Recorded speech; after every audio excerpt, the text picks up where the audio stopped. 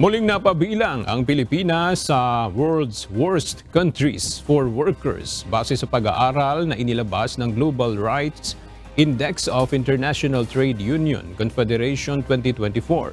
Kabilang ang Pilipinas sa top 10 worst countries for workers sa buong mundo, kung saan exposed sa hindi patas na labor practices at walang access sa kanilang mga karapatan ang mga manggagawa. Bukod dito, sinasabing marami ring mga pagsubok at hirap na pinagdaraanan ng mga unyon ng mga manggagawa sa bansa.